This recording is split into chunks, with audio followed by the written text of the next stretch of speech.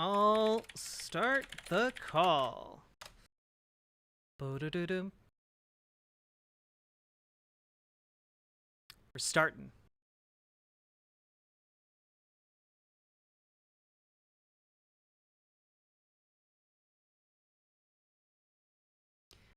Hey, Hello. I can hear you perfectly. Can you hear me?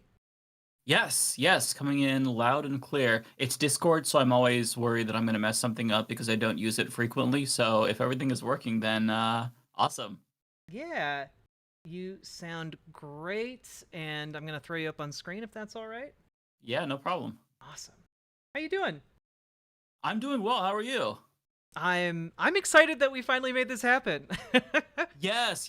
I apologize for canceling last week. I totally spaced that there was the GOP debate, which Oh, same. unfortunately I had to cover. But yeah, I'm glad that we're doing this though. Well, I'm just glad for uh, uh, you know, first of all, to see that you're not a zombie. I took all the precautions on my end, but I know that alert got some people out there.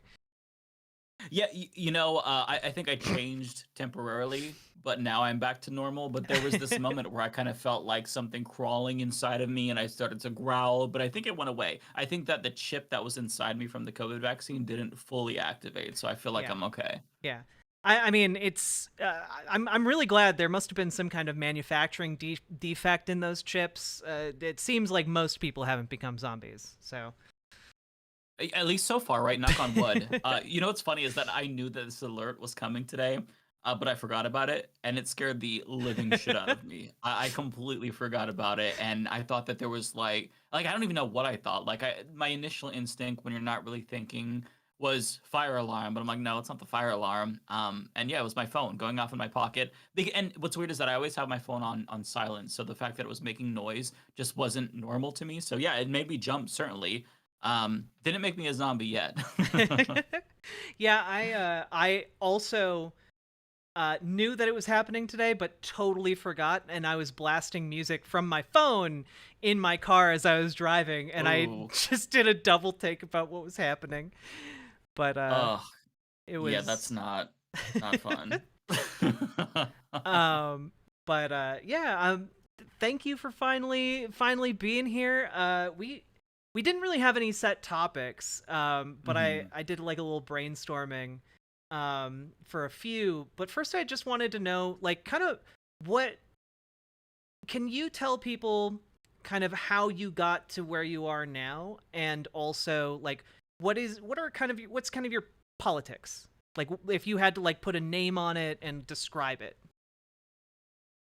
So to answer the first question, or the second question, I should say, since that's more simpler, I would describe myself as a socialist. I think that workers should own the means of production. I think that the government should own more industries. I think that nationalization is good. So I think I would be a pretty standard socialist. I'm not a tanky. I don't consider myself an extremist. I just believe in democracy in the workplace, and that's kind of like the core of my political belief system, as well as progressivism, social justice, and whatnot. In terms of how I got here, do you mean like on YouTube itself? And Yeah, like what was your journey to becoming kind of like the YouTube celebrity? Is it, are you comfortable with me mm, calling you that? uh, e-celebrity maybe? I don't know. It's Yeah. weird. Because I don't view myself as a celebrity. Just because it feels, I don't know. It feels like if I call myself that, I'm like smelling my own farts or something. It feels weird. But the way that I got here was kind of weird and accidental in a way. I've told this story before, but basically, I was in the first year of my PhD program. I had secured funding for my second year already, and I was going to start teaching. I was already grading papers, doing TA work as a grad student. And I was really not confident with my public speaking experience. I was more of a writer, always have been. I initially, like when I was really young, started college, I wanted to be a journalist. But I just never had the confidence to do public speaking.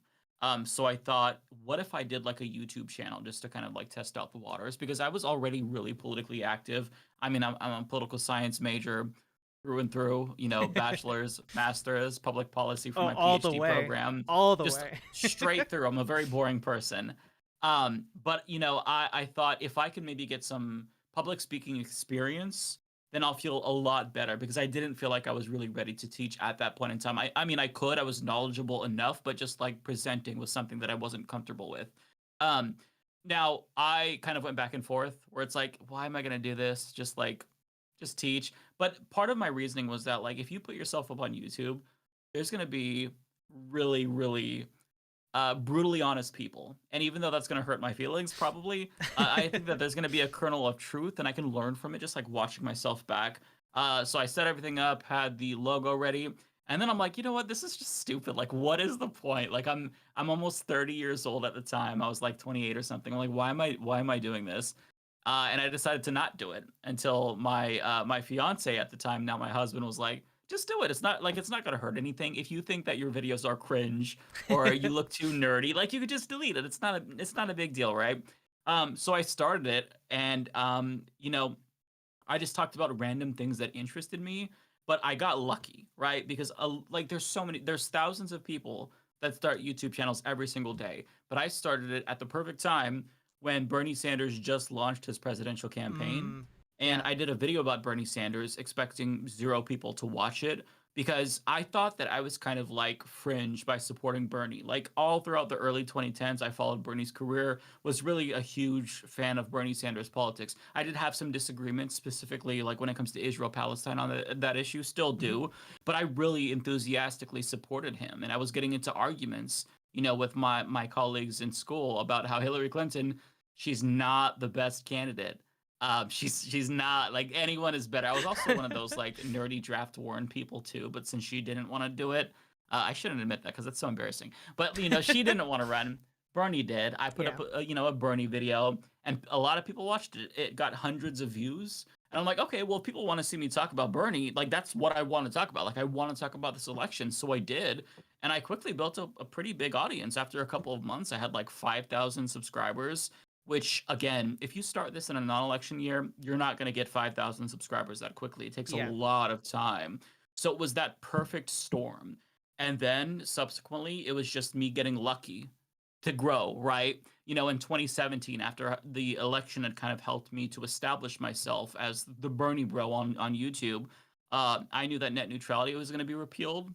And it was something that was really important to me even before YouTube. I was following net neutrality back in 2015 during the Obama administration when Tom Wheeler, the FCC chair at the time, was going to repeal net neutrality until a lot of people ripped him a new asshole and he reversed course. So this was really important to me, and I started covering it from the get-go as soon as Ajit Pai became the new FCC chair under Donald Trump. And the more I talked about it, the more views that I got, and it just like blew up. And I got 50,000 subscribers in 1 month. And so it's just these little things. Like I feel like it's lightning struck at the perfect time for me Mhm. multiple times, right? And then between those instances of rapid growth, it's just been a really slow grind. But I mean, eventually, if you plug away at something and you do it long enough, if you're saying something interesting, then you're gonna have a little bit of an audience. So that's kind of how I got to this point where I am now. I don't necessarily think that I'm more insightful or articulate than anyone else. I just got really, really lucky.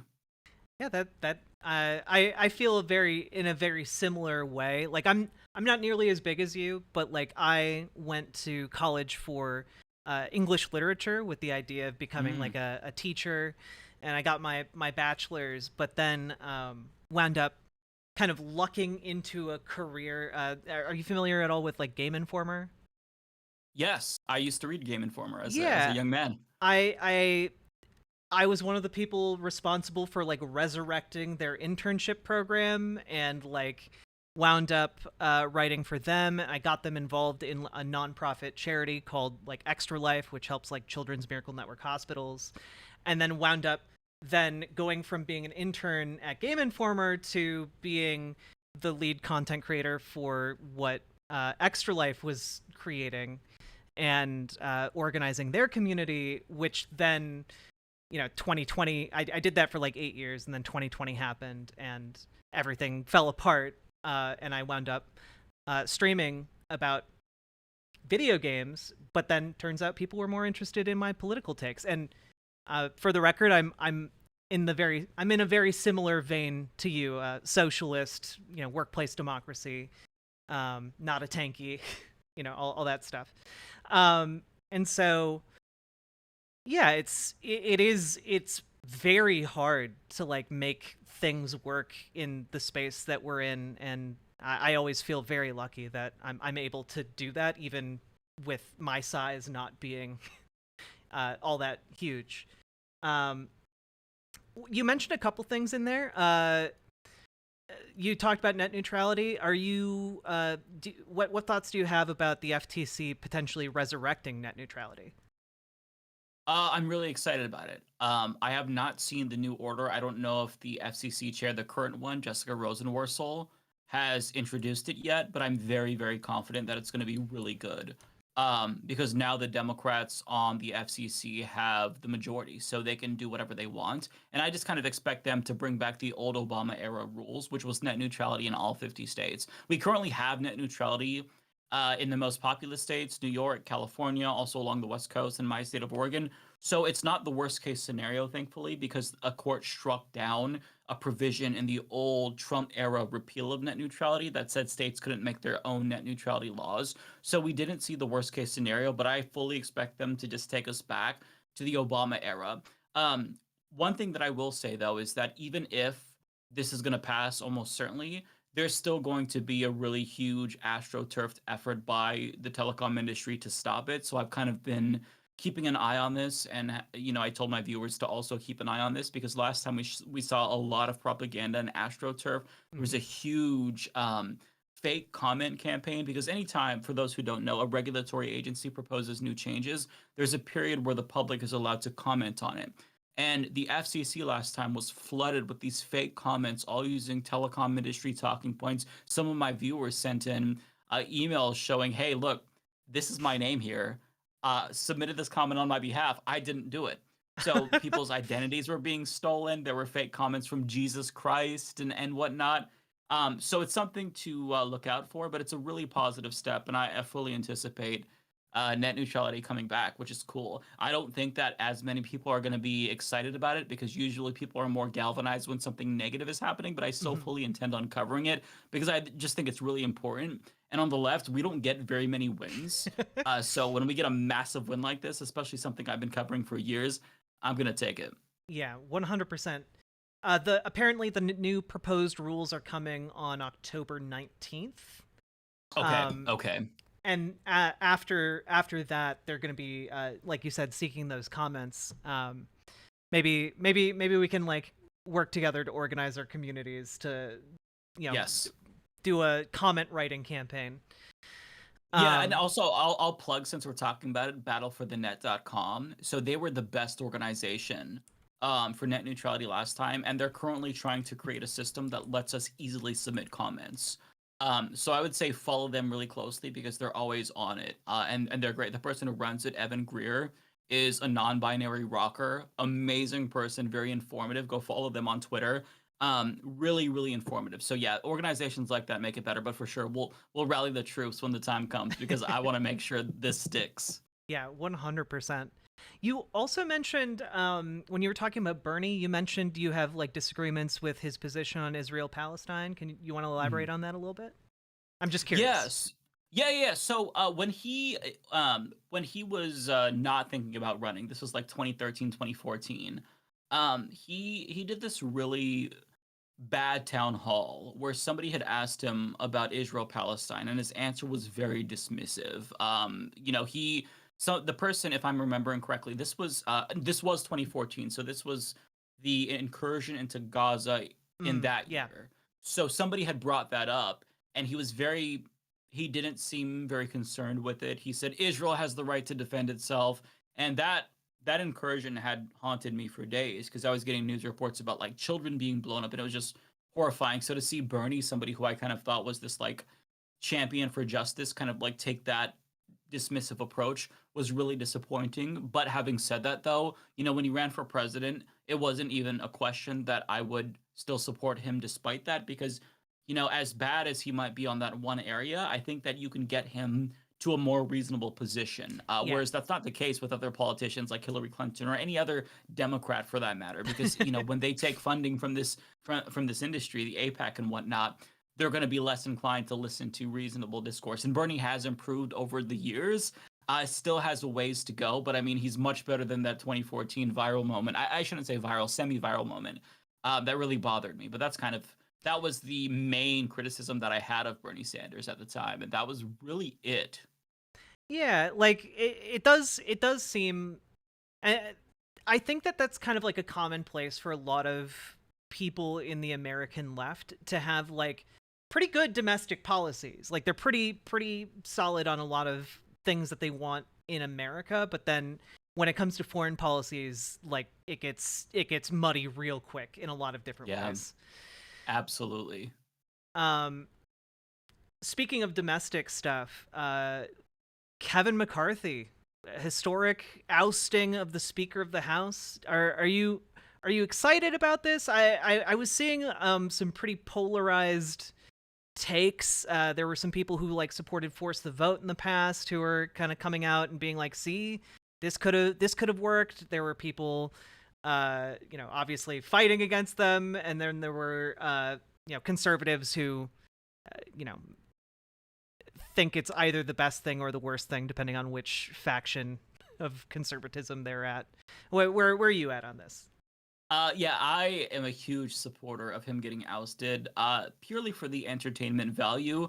Policy-wise, we're not going to be in a better position, but this has been just wonderful to watch. Wonderful to watch. I just put out a video on how Trump was floated as a speaker, and he was potentially interested in it, but unfortunately for Republicans, they adopted a rules package, and one of the clauses is that you can't be indicted and facing more than 2 years for a felony charge in prison, and he is. So their own rules disqualified him. So like it's the gift that keeps on giving, really.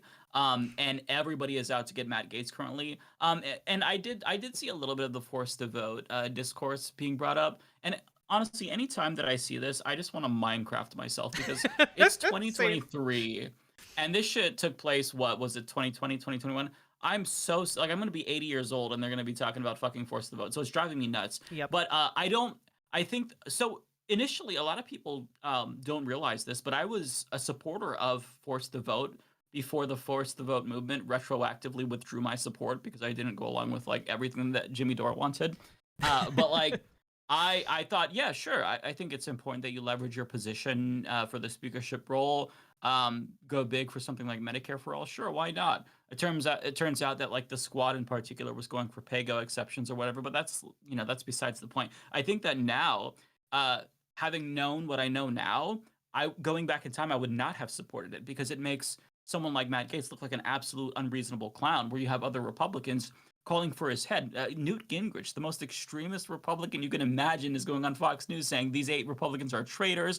So, if you thought that, or if you think that they're being unkind to these 8 Republicans like Matt Gaetz, I mean, imagine how they would attack leftists who Oh, did this. So oh now yeah. I don't think I would have supported it, honestly. So I guess they're right to withdraw my support because now I'm like, oh, this is a really shit look for them.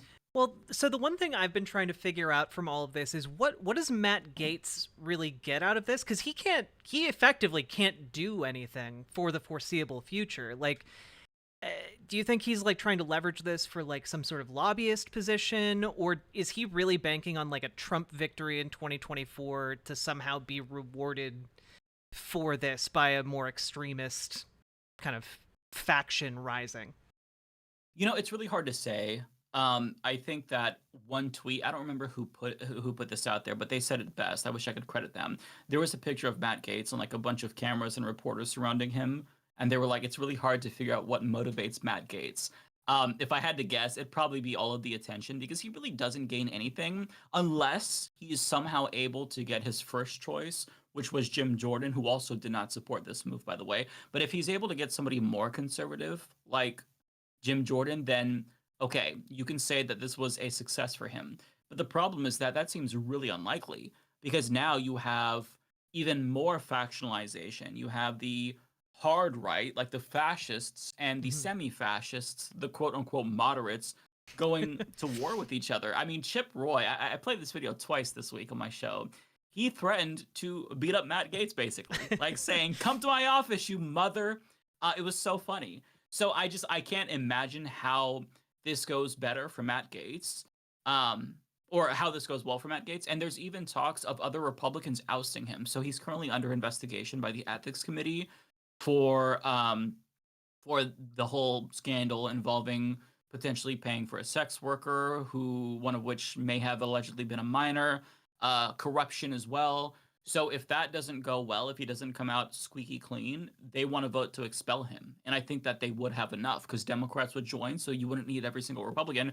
So if anything, at this point in time, it's hurt him. Now I'll have to wait and see because this is America, so the dumbest possible scenario is probably going to be the one that comes to fruition. So maybe he ends up in a better, spot where Jim Jordan is speaker and he has a better committee assignment. But currently, he looks really, really opportunistic and just overall not very savvy politically because Kevin McCarthy was already doing the bidding of the hard right. He wasn't working with Democrats, hence why, they didn't come to bail him out. Because if he was a reasonable, good faith negotiator, I do think that Democrats would have come to rescue him.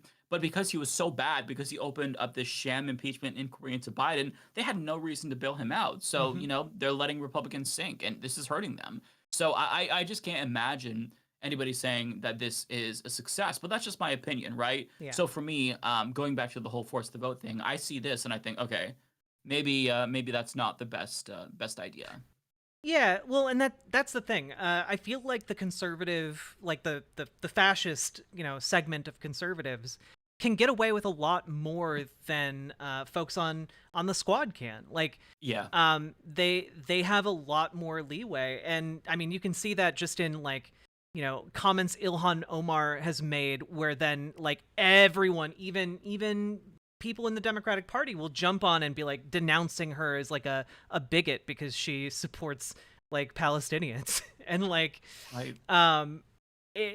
they are already dancing on kind of like the knife's edge, and like I can't imagine that like right now like Matt Gaetz is still like holding on to his post.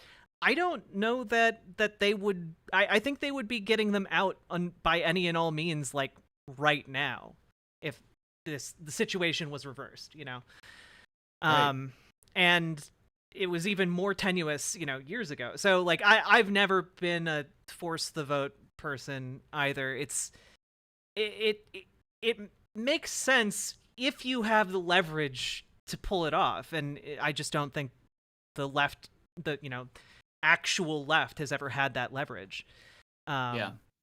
At least Yeah, not and yet. part of it too, I think that this was a branding campaign for Jimmy Dore, or maybe not like a branding campaign. Maybe that's not the best explanation, but I think that he he wanted a reason to attack the squad, because that's part of the grift. At the time before he started doing anti-vaccine propaganda, he got a lot of views for attacking AOC in particular, right? Because that sells on YouTube. Right-wing politics sells. Misogyny is also a hell of a seller. As a woman on YouTube, you probably know best, better Yep. than me. But he basically said, "Hey, AOC, do this," and then when she didn't do that, then he could use that as evidence that, "Oh, see, she's not a leftist." So I feel like it was kind of like it was so unreasonable to think that you know better when it comes to strategy than AOC. And I have my disagreements with AOC, but like you're a YouTuber, like you don't know better than her. And one thing that frustrates me about that whole debacle was that people were making it seem as if a vote on the House floor would actually lead to us getting Medicare for all, when that's not the case. It would obviously fail. It was just a matter of like trying to build support for it, or so I thought. But there were people afterwards who were like, "Oh no, it's because of AOC, who, she's why we don't have Medicare for all." It's like, do you expect her to push a fucking Medicare for all button? Like, I don't understand. Like, it's gonna fail. Like, why are we having this clown, cartoonishly stupid conversation? Like, we can disagree on the strategy, but I mean, like, come on. Like, it doesn't have to be this divisive, and it's not the end all be all, right? If I say, "Hey, AOC should do something because I think it will put her in a better position to leverage her power," and she doesn't do it, I mean, okay, that's fine. Yeah. It's not that big of a deal. Like, I think that it's hard to be a leftist in Congress because you have so many forces trying to pull you in different directions, and you are powerless. Even though you have power, if you try to do anything to challenge leadership, they will fuck you over. I mean, before 2020, before the census, There were fears, legitimate fears, I think, and even speculation about Democrats trying to like gerrymander AOC out of her own district. Thankfully, that didn't happen.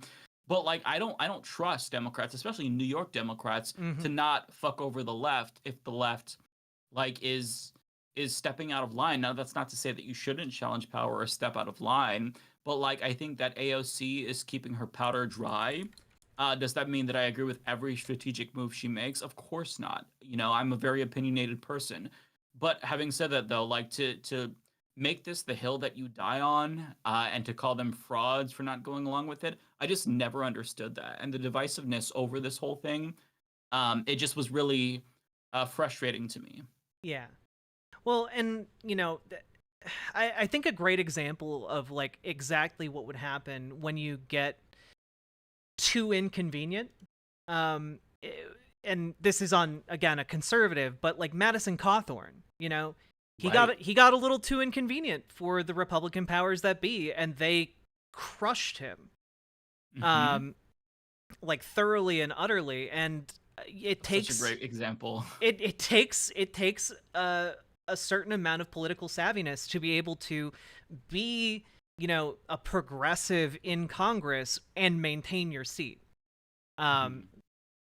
and it's been frustrating because like you said, I agree with you. A lot of Force the Vote became more of a political vehicle or power clout vehicle for people like Jimmy Dore and Brianna Joy Gray, and like it's frustrating because they continue to invoke it, and it's kind of become more of this kind of cultish virtue signal, for just being kind of a holier than thou, like kind of a almost like a purist type Mhm. situation, and it's frustrating because it doesn't accomplish anything.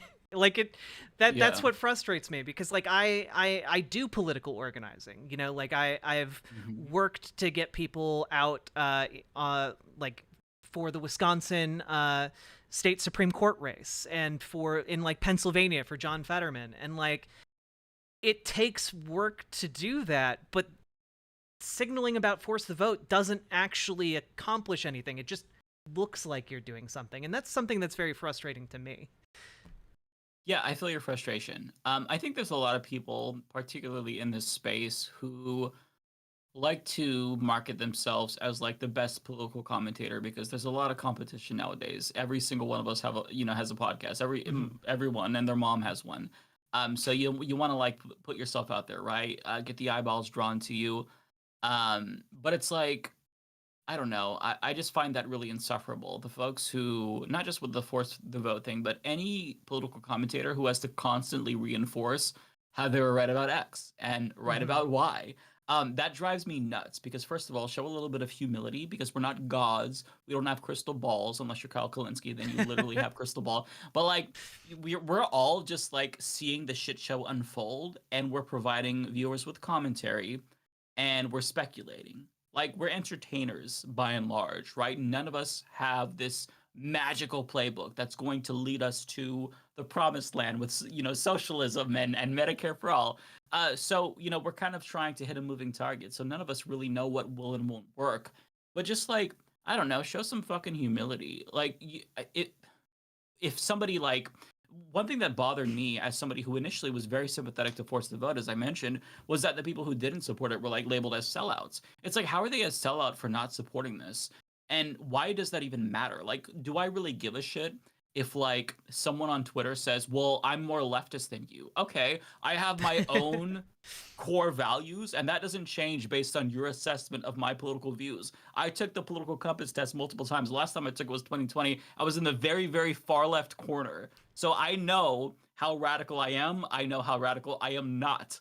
Somebody saying that I'm not progressive enough or leftist enough or socialist enough because I didn't support some like arbitrary thing or was tepidly critical about some dumbass internet movement doesn't change anything in the grand scheme of things. So I find that irritating. And that's not to say that everyone in the Force the Vote movement was like this. Like there were loud people, like the Hmm. Jimmy Dores of the world, for example. There's a lot of people who I think are genuine in their support for it and didn't demonize and get overly divisive, like the Vanguard boys. They Yeah. were really vocal about it, but they're great, good faith actors. But other folks just like took it to the extreme. And I find that so destructive. Like something that I care deeply about.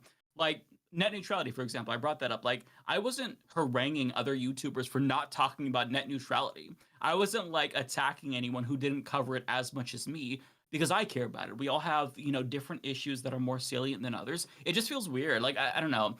It the factionalization is so unnecessary, and I find that really, really disheartening to see. But it's just, it's gonna be part of politics because politics is inherently divisive. But like when we don't need to make it that divisive, we should not. That's basically my takeaway, if that makes sense. Yeah.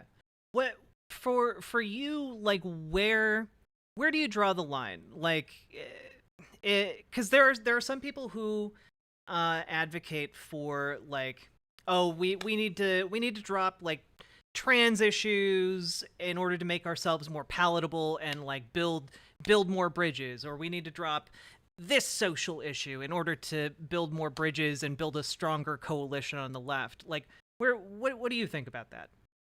So I am somebody who I base all of my policy positions strictly on what I think is moral and ethical. I'm not a populist. Some of my opinions are very, very unpopular, I would imagine. I sometimes benefit from populism because a lot of progressive policies are populist. But I think that it's really important to, if you are on the side of an issue that most of the American population doesn't agree with, you make the case, right? So one of the most divisive issues, unfortunately, it shouldn't be divisive, but it is reparations. Mm. I've covered this multiple times, and on my leftist channel, I still get not as many dislikes as I did before, but I get quite a bit still because people don't understand it. And I try to demystify it and educate people about it, but it's still something like, oh well, why would you support this when we should be doing this first? And it's like we can walk and chew gum at the same time. But there's been arguments against reparations that, well, this is something that's really unpopular. So by pushing this, aren't you undermining your own cause? No. By pushing this, I am speaking on something that I genuinely support. That Medicare for all, trans rights. Like I don't agree with the whole TYT model of, well, look, we support trans rights, but if you want to play in sports, you've got to shut the fuck up and step aside. Otherwise, you're hurting all trans people. That's bullshit. First of all, that isn't an issue that any politician is going to win or lose an election on. If anything, it's going to hurt the Republicans who are pushing that. But like, you don't leave people behind to get ahead. Like that's what the right does. Like that's the whole LGB alliance that wants to remove trans people from the equation is trying to do. They're trying to further themselves, ingratiate themselves with the right or with the population more broadly speaking, depending on which organization you're looking at, by stepping on the heads of trans people as they're currently drowning rather than offering them an arm and pulling them out of the water. I think that that's not what being a good comrade is or an ally. And I think that if you base your policies and your entire political priority list on what is and isn't popular, then you're gonna screw yourself over. You're not gonna get justice that way. No compromise. Now I say that as a political commentator. I'm not a politician. So like if you are AOC, to bring her up again running for Congress, like you can choose to fixate on like two or three issues that are the most popular. I think that's perfectly fine. But like the people who make this case that don't support trans people in sports because that's unpopular, no, fuck you. I'm gonna fight for what I believe is right, and that's right. And even if right now it might be unpopular, which I mean, that's arguable, right? It depends on the poll. But even if that's unpopular right now, I don't give a shit. 10 years, 20 years from now, I'll look back and realize that I was right because I believe it in my soul. Hmm. So that's kind of my position on that. Yeah, it does seem to be that uh, I've always kind of believed in kind of the rainbow coalition. You know, like Right. the idea that a successful movement, both like for like worker rights, but also for like political rights and political ends, needs to be something that is, able to cater to the needs of people who have been oppressed along lines of like class, race, sexuality, gender, culture, whatever. It needs to be able to stand for all. And it's frustrating to me as somebody who's been, I am a trans person. Like, it's frustrating to see people argue, well, we should jettison this as like political commentators because it's just not popular and it's alienating people from the movement. And it's frustrating to hear. I understand when I hear that from a politician. It's frustrating when I hear that from a political commentator, because I feel like part of what our job is when we talk about politics is to make those topics, those issues more popular by talking about them, by making the case for them. And it's the idea, oh, we need to make ourselves more popular, more palatable. And it's like, we hail Martin Luther King Jr. as like one of the most effective and like wonderful leaders for civil rights in American history. And he died one of the most hated people in America because he advocated for things that weren't popular at the time. And I think that we need to be a bit, we need to be a bit brave and be a bit more like that. Um, yeah. No, that's so you're exactly right. And like as a gay man, I've been on that side of the unpopularity, right? I remember supporting Obama enthusiastically, but seeing him say, "Well, I only support civil unions, not full marriage," and feeling like shit about that. Like, why? And it was because, oh, you look at the polls, there wasn't majority support, right? And so it's just you have to have a spine, and if you genuinely believe that you were on the right side of history and fighting for justice, then there's no wavering from that. I feel like it's a no-brainer, right? As you said, like you make the case. If like these people who say that, oh, this isn't popular. I mean, my whole thinking is, well, if only you had the platform to change people's minds. And the reason why I was so like outspoken about the TYT issue, not to like bring up drama or anything, is because there's so much propaganda with regard to trans issues, and somebody who is perceived to be an ally could be potentially more destructive. Because if you have a liberal leaning audience buying into these anti-trans talking points, once the door is open and they let that enemy into their minds, then what other anti-trans talking points are they willing to accept? Mm-hmm. If you are the host of a liberal show and you say something that's anti-trans, you have legitimacy. So that viewer is more likely to listen to you as opposed to someone like Ben Shapiro. So that's why I found it so damaging, because I couldn't allow it to stand. And it was horrible. Like there was a lot of drama, but I feel like passionately that like if there's one thing that we can do in this entire space, it is change people's minds. And I'm going to make damn sure that we move in the better direction and not go backwards, because then if we're doing that, what is the point of us? Like we should just disappear ourselves off the internet because we're not doing what we should be doing. Yeah, 100%. And you mentioned TYT. What are your thoughts on Cenk announcing a potential run for president in 2024? I think he's trying to sell some books, probably. I think that, he likes attention, and I don't know. It's hard. Like he has his reasons. Like I watched one video about this where he's talking about it and how he's saying that, this is just to better influence Joe Biden. And it was the David Pakman interview, actually. That's what I'm thinking of, because the response from David Pakman was like, well, do you think any Democrat would do better? And I kind of agree with David Pakman. Like, whoever you choose, I mean, I think they're probably going to have the same shot. Sure, Joe Biden isn't very popular. Sure, he probably should have stepped aside and allowed, like, somebody else to run. But that's not what we're dealing with, and it's kind of too late. So, like, why make all this noise currently about how I'm going to run to influence Biden or encourage someone else to run? I mean, there's already Gavin people Newsom running. to run. Yeah, no thank you. I'll take Joe Biden over Gavin Newsom. So it's like, I don't know. I think it's probably like maybe attention, marketing, sell books, but that's kind of a more cynical take. Maybe he just genuinely believes it. I'm not really sure, but like if he actually legitimately wants to run for president, I find that weird. But I mean, hey, it's a free country. Have at it. I'm certainly never going to run for anything, but Yeah, I was just I saw that the other day and I was genuinely baffled about it. It just like we're like 3 months before the primaries start happening. Like the idea that Gavin Newsom is going to see Cenk in like a month and a half at 25% and be like, "Oh, I can run," and get his paperwork and stuff together to run for president and then kick off his campaign with like a month left. I I don't know what's going on here, but I feel like it is not what he's saying it is. So Yeah, it's a little bit too late for that. So that's why, like, my initial instinct, mm, maybe some books to be sold. I'm not really sure. yeah. You know, and I hate to talk like negatively about him because even if I've criticized him a lot lately, like for a very long time, I was part of TYT Network, and you know, him and I were on very good terms. But this just feels so like um clownish, I guess. Like, you're not gonna run for president. Stop. What's this? You're not. You don't think you're gonna be president. So what's the ulterior? Like, do you honestly think you're gonna influence anyone?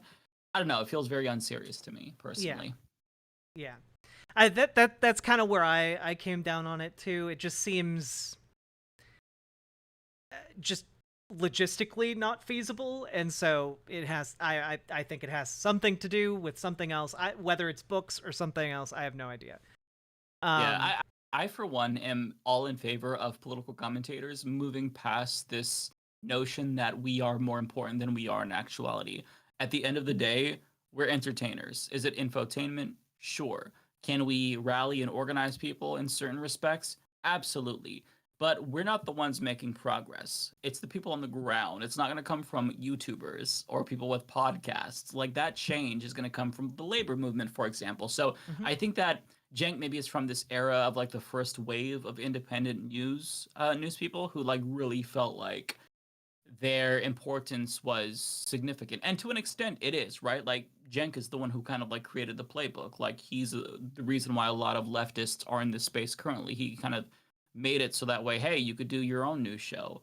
But I mean, I think that even without him, this would have been inevitable. And you know, he's still that whole old school mentality of new media is that like, no, we're the future. You know, we can influence politics. When in actuality, we're like a fart in the wind. Like, I don't think anybody in DC gives a shit about what we have to say. Maybe some of them do. I don't know.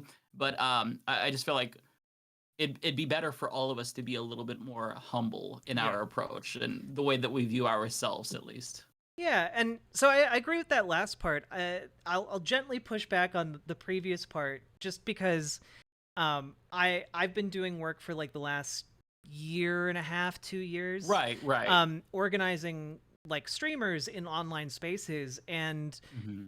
kind of seeing the results of what we can do when we get our audiences organized on the ground. And Hmm. it's actually like really, really interesting. Like some of the data that I've seen indicates like, whereas typical party apparatus is like you send out the spam emails, you send out the spam text messages to get the donos, and then you have like three people show up to like volunteer on the ground, right?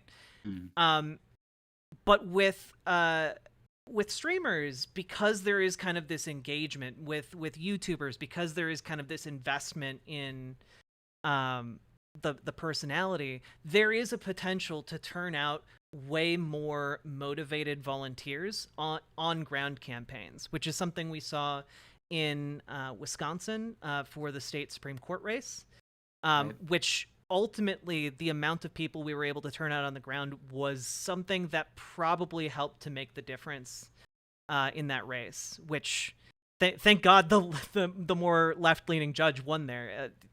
Wisconsin is Hmm. a horrible place with very complicated politics. Um, Yeah, no, yeah, that's a totally fair point. to, Totally fair. to clarify, Wisconsin's not a horrible place. The politics in Wisconsin are horribly messy. I just want to clarify, Wisconsin's fine. I'm sure Wisconsin people are lovely. Your politics are shit, like most of the country. Yeah. No, I think that's a fair point. Like, I don't want to make it seem as if we're completely useless, right?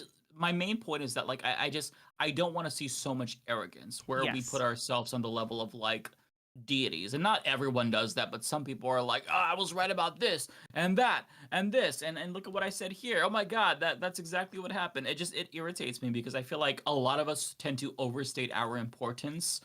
And I think that there's some harm in that because it devalues like the Hmm. ordinary person, right? Because they see that and they think, man, I wish I could make a difference, but I don't have a platform, so I guess I'll do nothing. When in Yeah. actuality, you can do a lot actually, but it just there's just I think there needs to be more humility. But sure, I think that's a really great point that you can use this platform for good. Even like somebody like Destiny, for example. Hmm. Like I have a lot of disagreements with him, but him getting people to Canvas in Georgia, I think that was great. Like Yep. using your audience for reasons like that, I think that's really, really fantastic. And I want more people to do that and to really make that type of like constructive, meaningful changes and create those types of campaigns as opposed to just saying like, hey, everybody go tweet at AOC or something. Because that to me, like, it doesn't do anything. Sure, pressure campaigns work. We used to do pressure Hmm. campaigns on my program with Medicare for All when we were trying to get Democrats to co-sponsor it. Like I had all my viewers call them up, send them voicemails. A lot of them turned off their voice machines after they got flooded.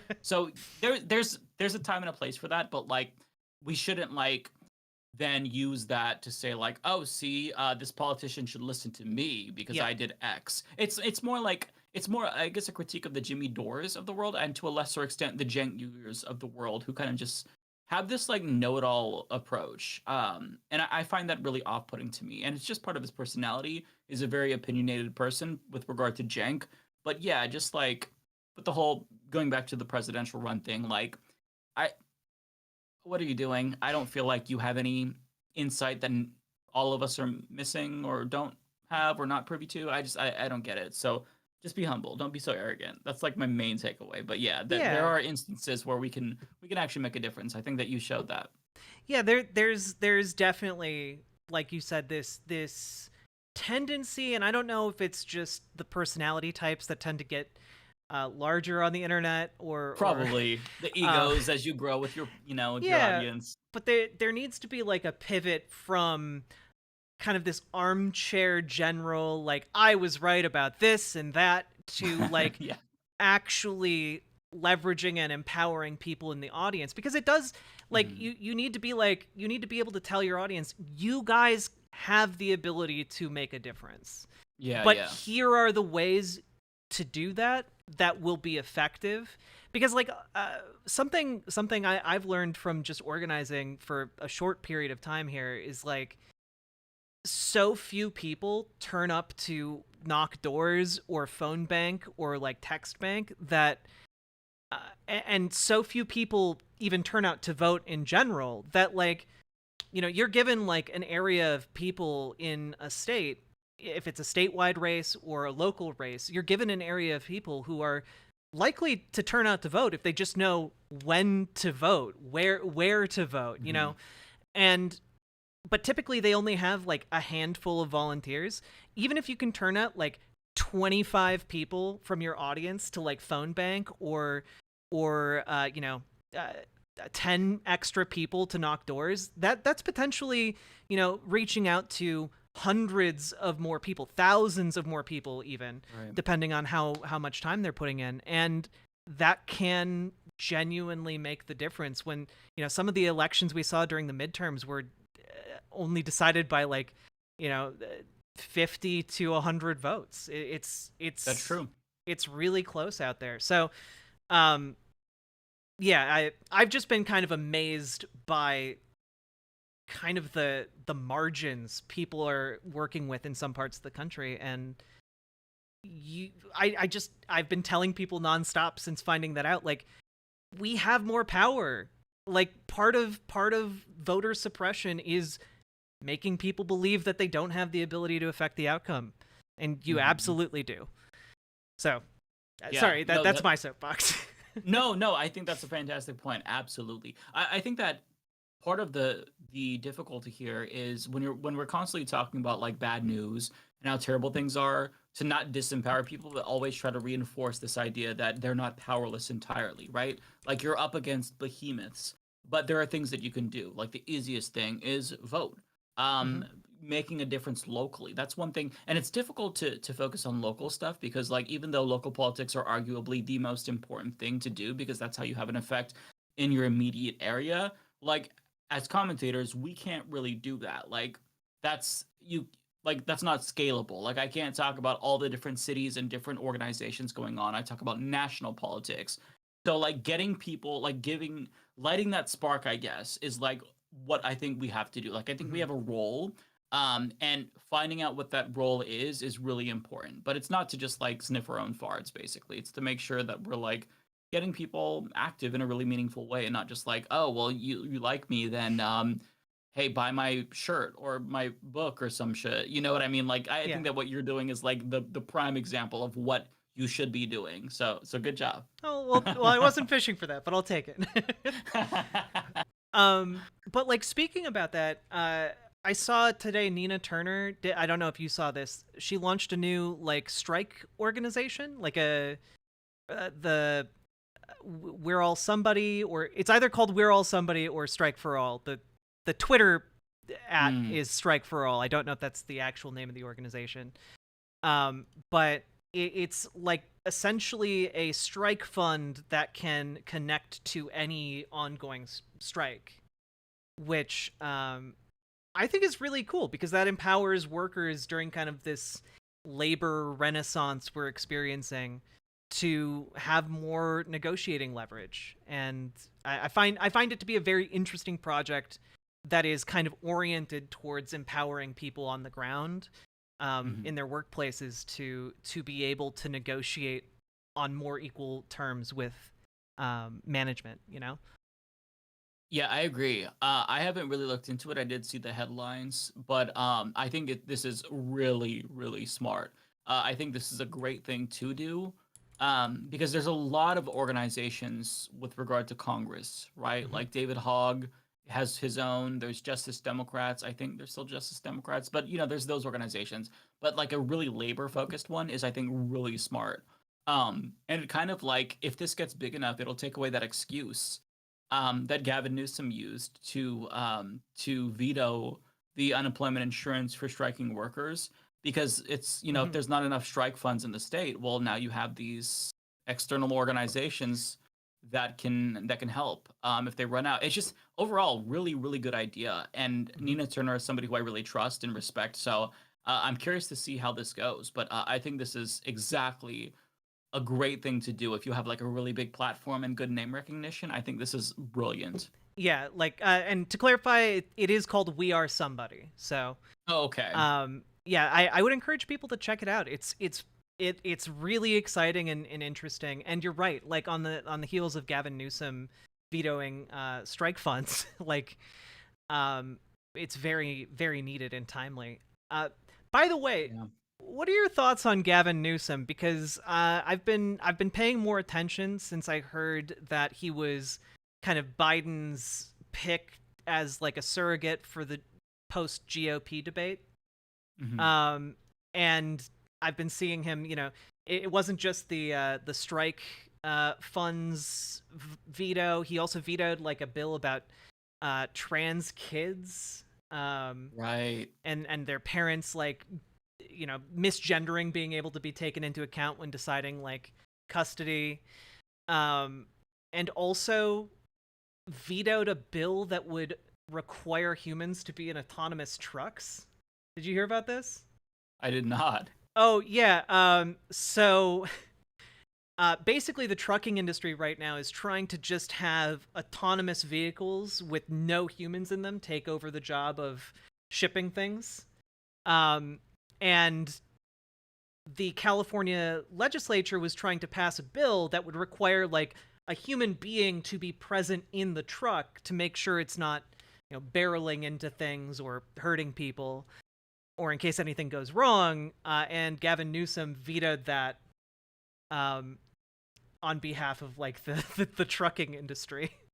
And I was looking at all of this, and it seems kind of like the moves one would make if like internally within the Democratic Party, like they were trying to set him up possibly as a candidate in 2028.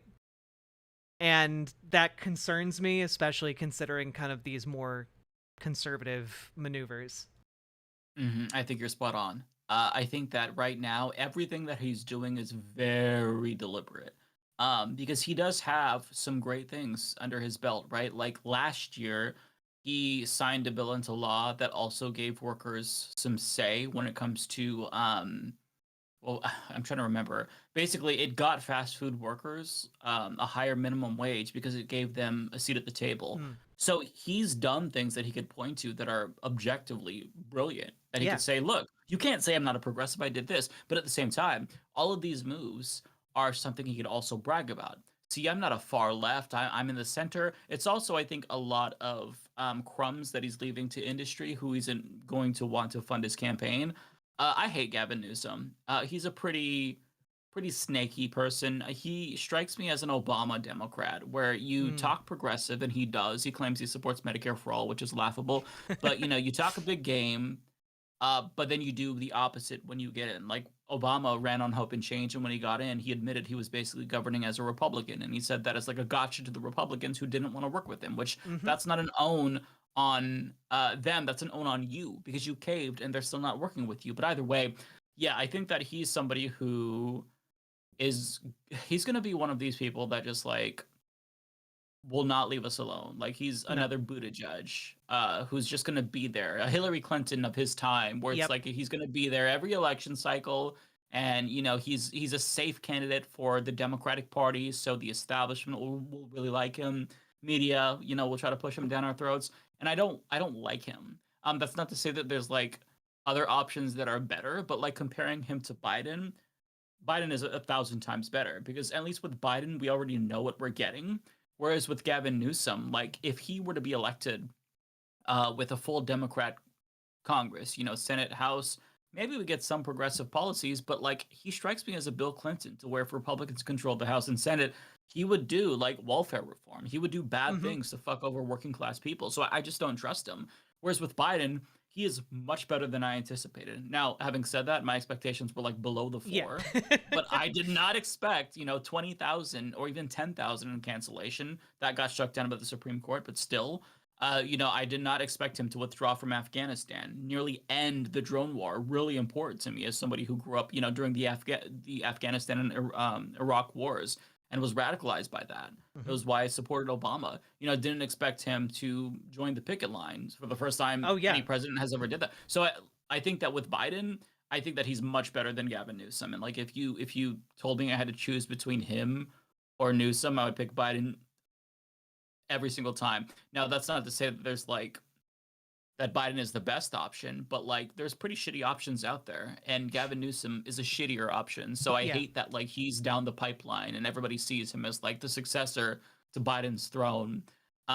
Because I mean nobody really views Kamala that way because she No. just nobody likes her. She's not substantive.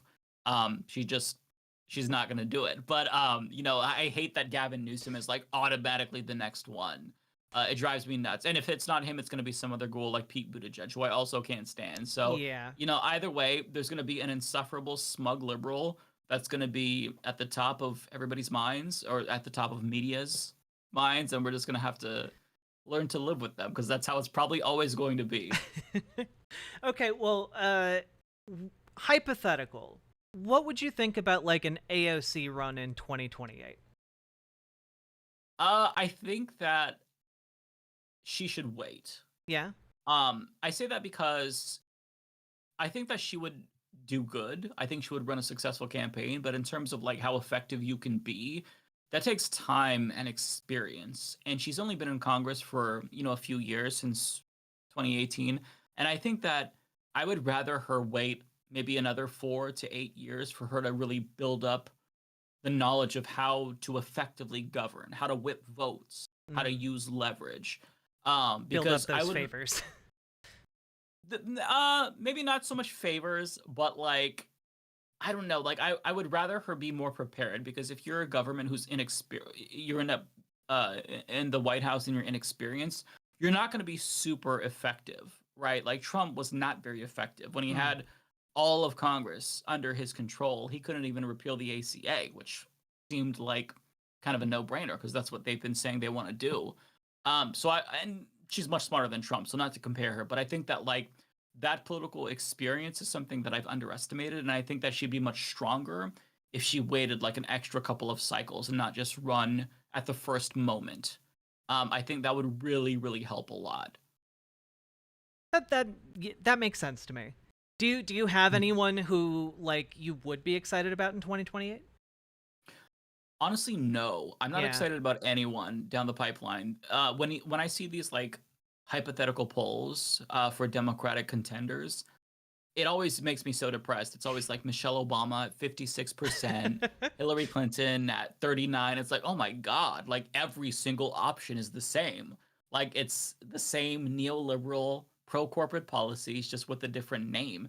And I don't see anyone who's even like mildly progressive that would want to run or is planning to run. So it's not looking too great right now, honestly. But you know, maybe there's going to be somebody that comes out of nowhere that runs and who's great and is another Bernie Sanders. Because I mean, I never expected Bernie Sanders to run, and he kind of surprised me. So maybe there's going to be some other powerhouse to run. But at this point in time, I see nobody who can carry the torch of the left. Yeah, and that kind of brings me to like uh, what are your concerns kind of like looking forward into the future here? Like I know for me, you know, this upcoming election, I'm nervous about it. Like Trump is a fascist who now has been in office and he knows how to be a wrecking ball through our institutions, and I don't think they can survive another go around with that. And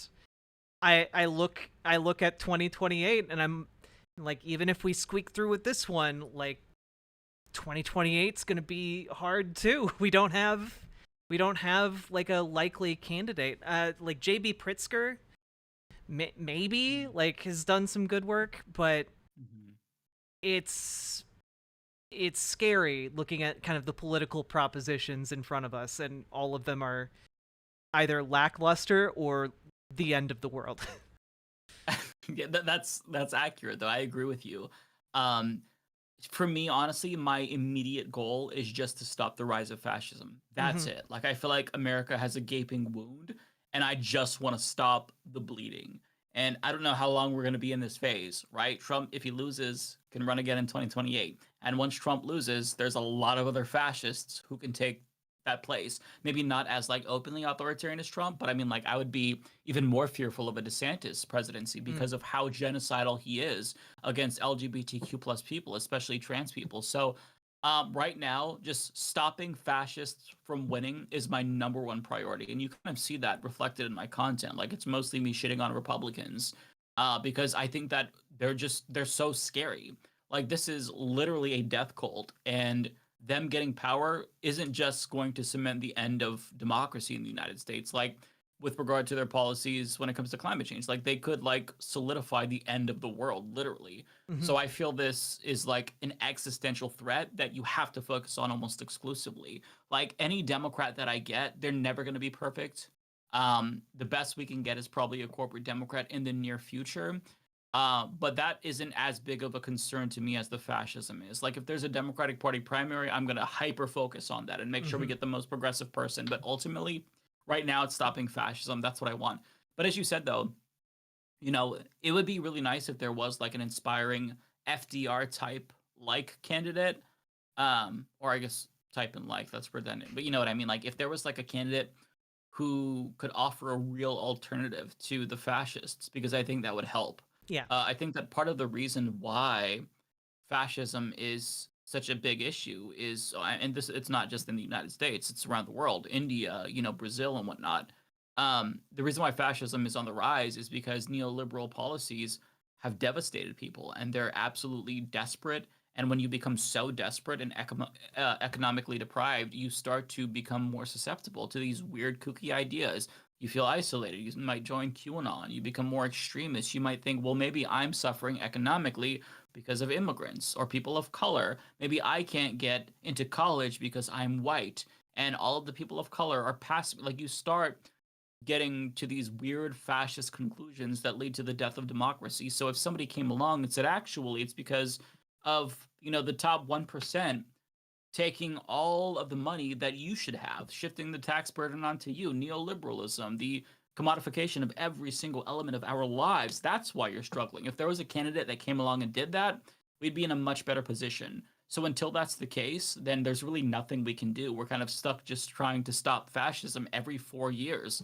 And that's really not a good position to be in. But I mean, when your back is against the wall, there's nothing you could do but defend yourself. And that's unfortunately where we're at. So my number one goal is to educate everyone about fascism, and especially like my normie friends who Yeah. don't understand how bad it is. Like maybe they pay attention casually here and there, but I don't think like my normie friends, even though they are supportive of LGBTQ plus issues because they have to be, otherwise I would bully them and not be friends with them.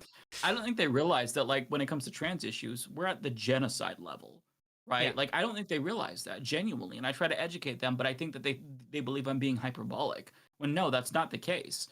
This is a very serious pivotal moment, and whether or not Trump wins or loses in 2024 is going to literally determine whether or not trans people get to stay in the country. I mean, there are so Yeah. many trans people fleeing states currently. So it's a pivotal moment, and that's my number one goal, just stopping the fascists anywhere, anytime I can right now.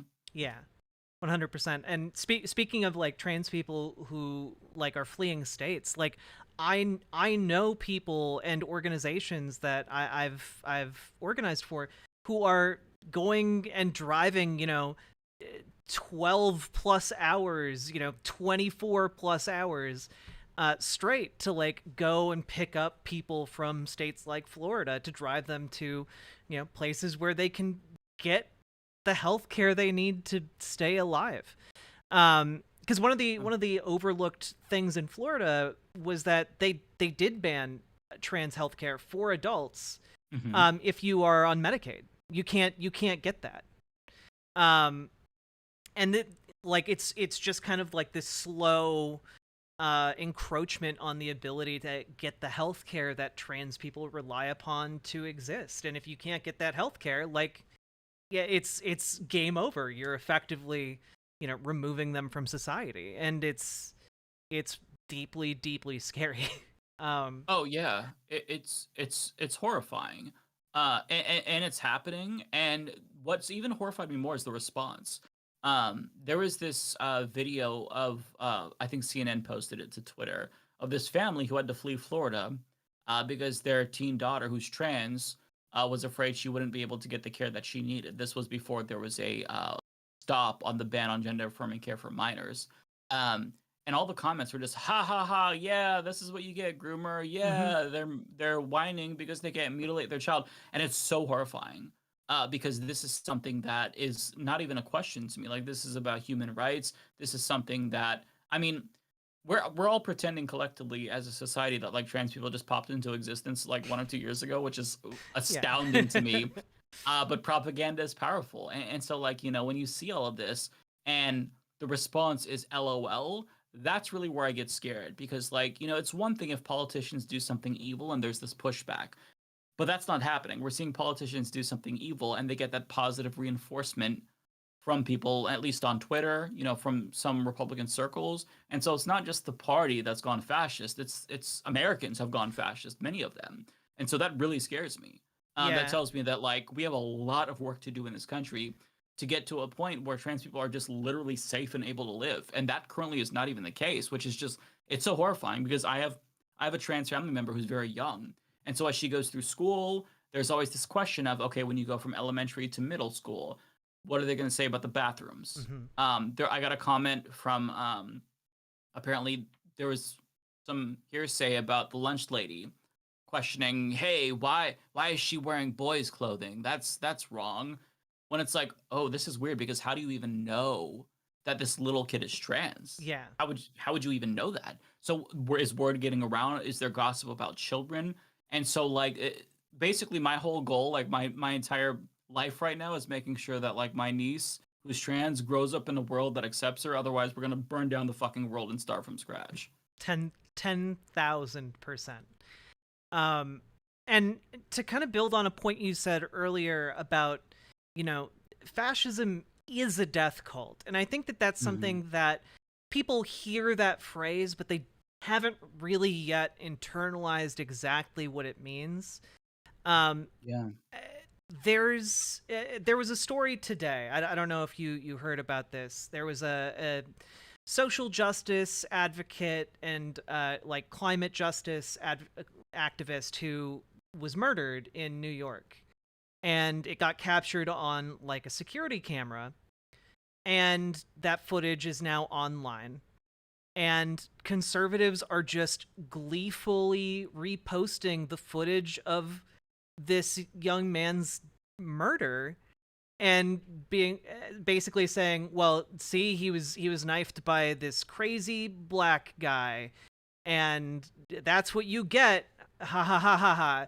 Like, if you search his name right now on Twitter, it's just post after post of his murder, and conservatives being happy about it. And that's what it means for this to be a death cult. It is taking joy in this death and the spreading of suffering, and they're happy about it because to them he's their political enemy.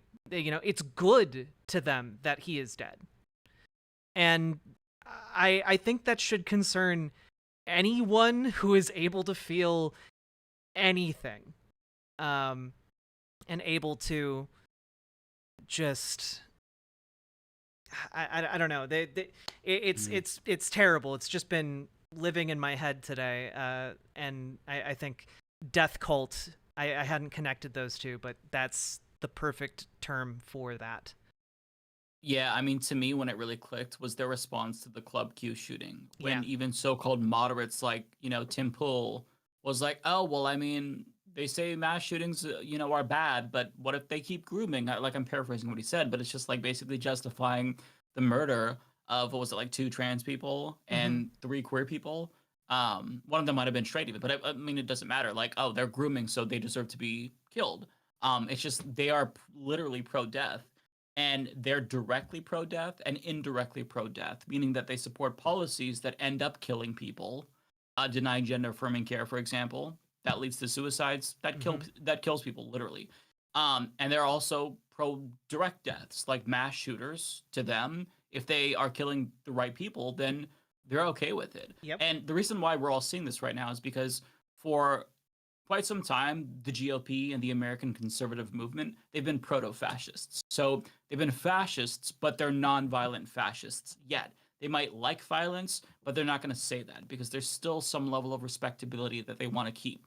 But we're currently seeing them transition from proto-fascists to outright violent fascists, which is really scary because when it gets to this point where they're openly calling for violence and celebrating violence, that's when it's really hard to put the cat back in the bag. When they start talking about how democracy is now a threat to them, Mm-hmm.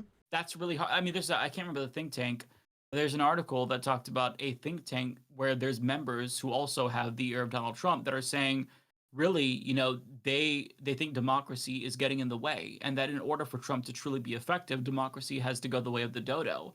And when they are just like openly talking about killing people and undoing democracy, going towards a dictatorship, I feel like if we're not like all screaming from the rooftops and acting like our hair isn't on fire, then democracy's dead. Things are going to be worse. So, it's astounding to me that more people aren't paying attention, even normies, because like normies, sure, you may have limited time.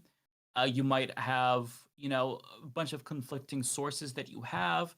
But I feel like some of this is just so obvious, right? Trying to steal an election, but yet Trump is still politically viable. What the fuck are we doing? What's wrong with Americans, right? So it's a crucial moment. It's very scary. Yeah, it's I think a lot of people, despite really did believe it can't happen here. Right. They believed that we were safe, and that there was nothing kind of inherent in our system that would lead us in that direction. And when you were talking about people kind of believing these lies, that kind of scapegoat like immigrants or trans people, it kind of core to that is the capitalist model itself, because like Right. capitalism and the people who are, you know, currying power within our system are the people pointing at these subgroups, you know, Mhm. to discriminate against and to stoke fear against. You know, Christopher Rufo, like, straight up just says on Twitter, you know, hey, I'm the guy who invented all this, you know, hysteria over CRT, and now trans people in sports, trans kids in sports can become, you know, trans adults in sports, and that can become, you know, trans healthcare. And like they'll just straight up say exactly what they're doing, but normies, you know, aren't paying attention to that, and will just internalize some of this messaging if there's not enough pushback around them and they are in one of those economically kind of tight positions, you know? And Yeah. I like you said, where I'm kind of at is we need to stop the bleeding, you know, for a variety of reasons, but also like somewhat selfishly, I don't want to have to flee the country like in order to like get Yeah. my health care.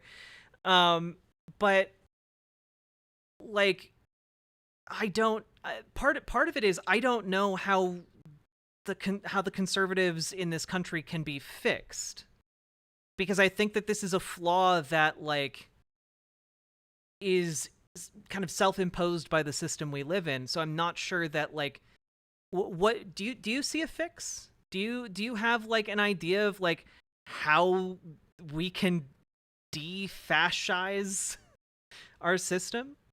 Yeah. I know that's a big question. Yeah. I kind of have a cynical take, and I'll tell you, and then I'll run to the bathroom after this, Yeah. if you don't mind.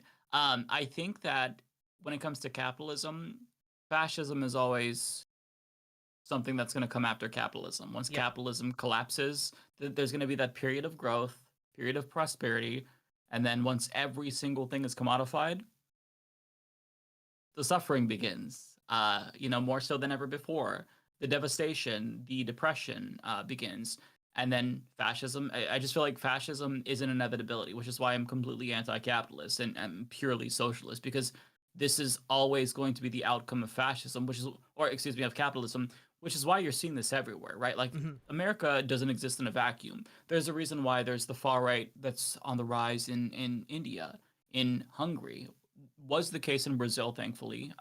No longer the case. Not thankfully, fascists are there, but thankfully that's no longer the case. I think that this is an inevitability. And so, in order to stop fascism, you also have to kill capitalism. In order to, address climate change, you have to kill capitalism. So these things are all interconnected. And I think that capitalism is going to die.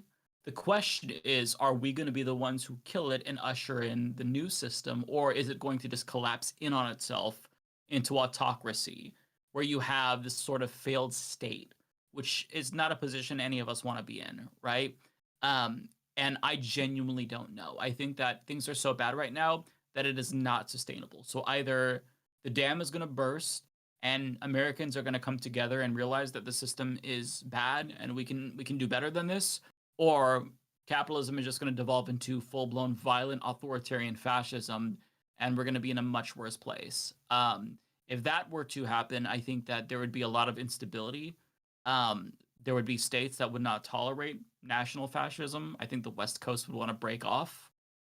We'd see a mass civil unrest. I think that would hurt the global economy because America is a very, very massive country. We do trade with other countries. So there would be international ramifications. It'd be really devastating. So my goal, or my hopes, I should say, is that politicians understand that if they don't take drastic action right now, we're all kind of fucked.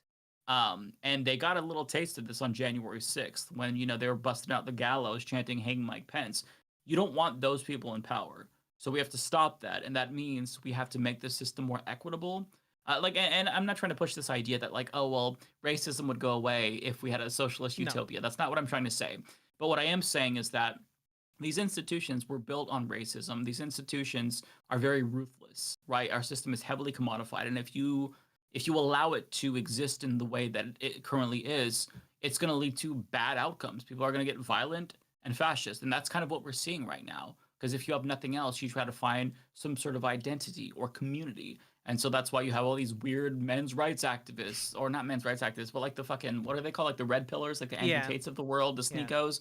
You see them emerging, talking about how, women are terrible. It's why you see so much genocidal rhetoric with regard to trans people. Like, this is all something that is happening because the system is collapsing in on itself. And rather than trying to address the root causes, the politicians in power, also, the subjects of capital, bought and paid off, they don't want to address that. So they say, oh, no, it's trans people, it's immigrants. And if that doesn't change, then I feel like we're doomed.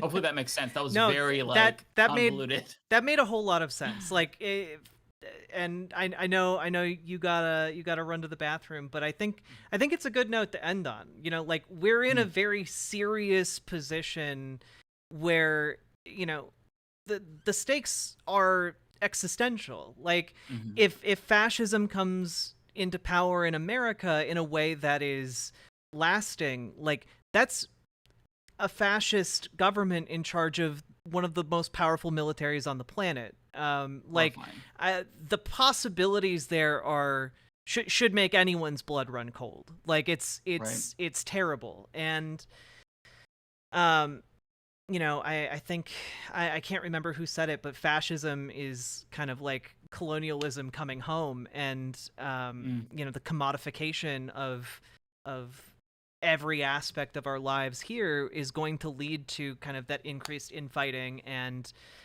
dissolution of kind of our union. And it's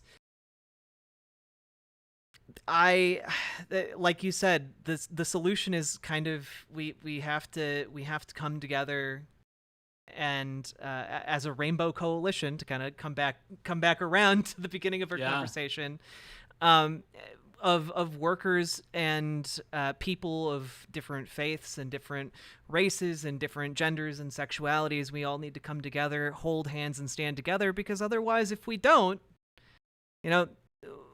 we all die. Like, it's all of us suffer and die. And so, like, we either come together in a wonderful moment of solidarity to save one another, or we don't. And that's kind of we go into the blender.